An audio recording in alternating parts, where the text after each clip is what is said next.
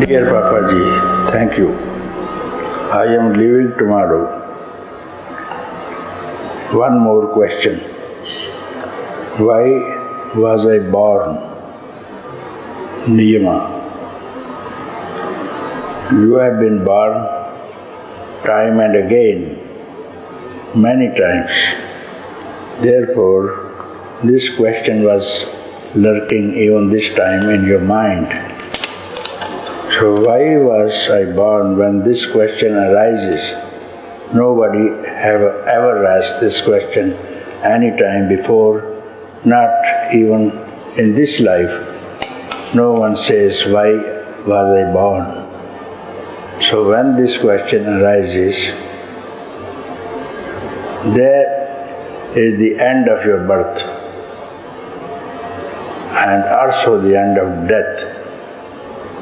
So this question will trouble you, will not allow you to stay anywhere till you find this answer. This question is in the depth of the mind. Why I was born? Nobody can reply. You ask to anyone, and to whomsoever you are going to ask this question has not arisen in that mind also. So now you are seeking someone who could reply you this question. He will find someone somewhere in this life, and here are collected those people who have this question, why I was born. In other ways, it means freedom from birth. So they have to find that person, and they will never find that person. It is so rare. So their inside is someone who will guide them from inside to find out the reply of this question, and it is those people who are here now to solve this question forever.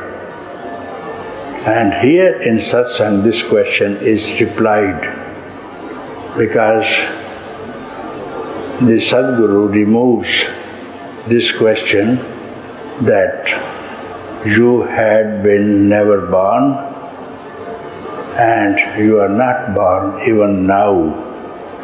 Therefore, there is no question of birth, also of death. What is birth? Birth is only a desire. You desire something in your previous life, before the previous life, many lives before, and that desire was never fulfilled. Therefore, this is the birth of your desire. The only desire is born, I want this, I want that. And this and that you have not met with, not fulfilled. And it is not going to be fulfilled. Even the kings have not fulfilled this desire.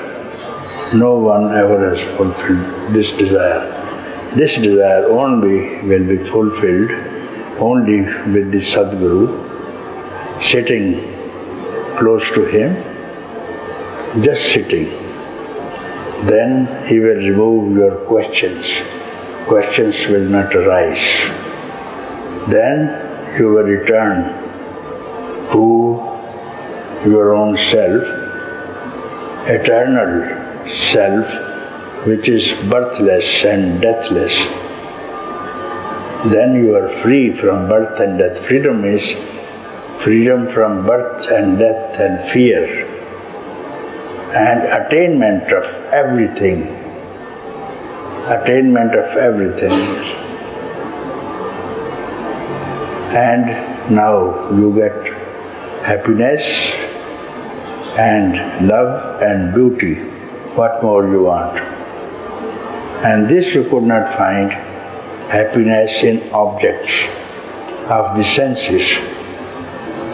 When the senses enjoy any object, you don't know, the objects are squeezing you. objects remain the same, but you are squeezed and you die. But this desire for enjoyment will remain, and this desire is unfulfilled. Therefore, this desire brings you to next life, then again to next life. And this is the process of samsara. Samsara means repetition of desires. So you are afraid of doing away with this repetition. The only way, the most easy way is to keep quiet.